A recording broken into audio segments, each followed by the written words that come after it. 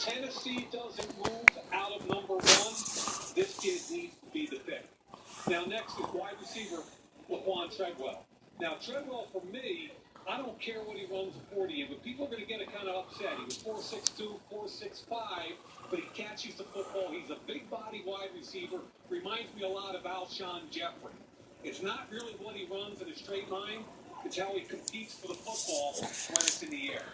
Now, the toughest evaluation is Robert Nkemdiche, and it's not because of this stuff. I can evaluate this all day long. He's got great movement skills. He's 296 pounds. He should be a top 10 pick from a talent perspective. The problem is, off the field, he's had a ton of problems, and on the field, he's been highly inconsistent. So the evaluation for him will vary from club to club. I really think he's going to slide down toward the end of the first round. Everything was great here in Oxford, and they put on a show, folks. All right, so Laremy Tunsil has a chance to go number one overall. Here's a look at the last four offensive tackles to go number one overall. Orlando Pace, of course, Hall of Famer. Jake Long, 7 years, and Eric Fisher hasn't exactly lived up to expectations with the Chiefs. Should the Titans take Laremy Tunsil with the number one overall pick? Fellas, what do you think? Well, I'll tell you something, Rob. When the commissioner says Tennessee Titans are down the clock, they should run determine paper in to draft this kid. Because you can't, whenever you got a left tackle that can change the game like this kid can, you have to draft him. We know that the Tennessee Titans gave up the most sacks in the National Football League, 54. But here's what it also does. It helps everybody else out on that offense. The tight end, the running back, because now you don't have to use the running back up and chip it. Yeah. You know, if you got a great left tackle, you can just say, hey, big boy, handle the best pass rusher. And he'll do it. Look at his feet right there, though. I'm just looking at some of the B-roll at his pro day right here. To see a guy that big change direction like that, he looks like he can jump rope really well and all those type of things. But when you have a franchise quarterback as in Marcus Mariota like you have, to bring in the attitude, to bring in the size, to bring in that muscle on the left side that can be there. Attitude. You know what I mean? He can probably be there for the next 12 to 15 years. You have to run and turn that paper in. So I agree with you. Yeah, no question. Then also, as you and I know, run game gets automatically better. You gotta. Most running teams like to run behind the left side anyway, because that's where your strength is. You get that big boy over there and run behind him. Look out, whoever the running back is. That's it from us. Back to you, Dan. Good work, backfield. Laremy Tunsil, by the way, not the only show in Oxford today. Mike Mayock's top receiver, Laquan Treadwell, was on display. Oh, shit. Later, our draft expert's going to break down if his pro day hurt or helped his draft stock. Speaking of stock, these guys are hoping to sell high. The top free agents available, according to NFL.com, Reggie Nelson, Ryan Fitzpatrick, Arian Foster, Walter Thurman, Alden Smith, Greg Hardy, all still out there. Let's get the latest market report with Rap Sheet. A couple of recent signings of note lately, Rap Sheet, starting with Nick Fairley going to the Saints. What can you tell us? Yeah, Nick Fairley earlier this morning agreed to a one-year deal with the Saints. His second consecutive one-year deal, of course, last year was with the Rams. We can go out and prove his worth and try to earn the long-term extension either with the Saints or someone else, but it is clear New Orleans has been looking for a key cog in their defensive line, someone who could be disruptive. And for them, of course, Fairley is it. A big addition to the Saints defense.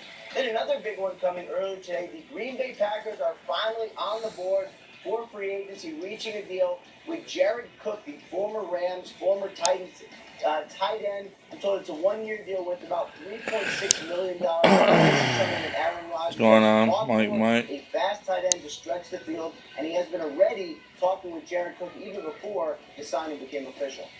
All right, other free agents are still setting up some visits. The Dolphins in need of a running back. What can you tell us about their situation? That's good. Yeah, the Dolphins are getting a visit from Arian Foster tomorrow. Now, that should last all day, but do not expect a signing at the end of tomorrow. From my understanding, this is basically just to get him in the facility, to meet him, to get him familiar with their terminology, but not to sign him just yet because he's still recovering from that torn Achilles. He is not set at this point to pass the physical, to go full speed. Expect this to happen. If it does happen, either in late May or June. Now, another visit that is happening as we speak is Terrence Knighton, hot roasted former and potentially still Washington Redskins defensive tackle. He's visiting the Patriots. No, we don't want him there. Defensive tackle. In fact, as soon as they lost out on Nick Fairley, they set a visit with Terrence Knighton. But the Washington Redskins also would like to retain the services, so keep an eye on that.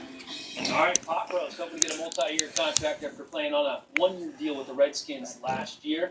Rap Sheet, thank you very much. Ask any Redskins fan. Speaking of the Skins, he'll tell you that RG3 takes way too many sacks. But assuming the problem is mechanical, not mental, can it be fixed? According to the Browns, yes, it can. We have the details next. Trying to see, there's nowhere to read anyone. Whatchamacallit on the.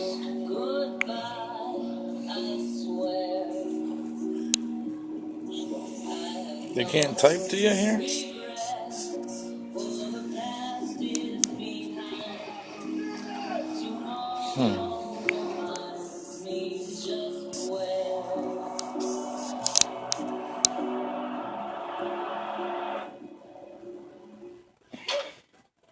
I got plans. I'm going places. Here I come. I got plans to pick myself up. I will gain trust. I'm gonna earn everything I get. I got plans to command your respect. I've got plans to push my limits. What? I got plans to be great. Let's go, get in.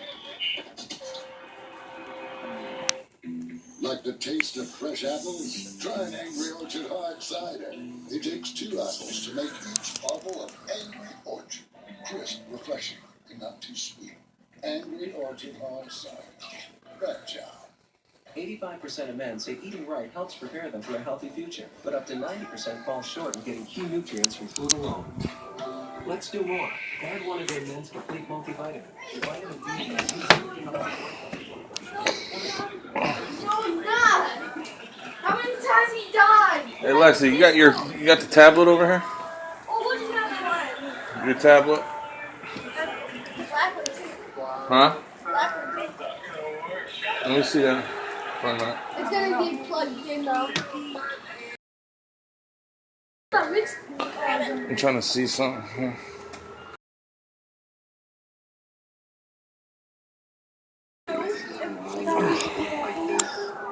Wait, you gotta go inside?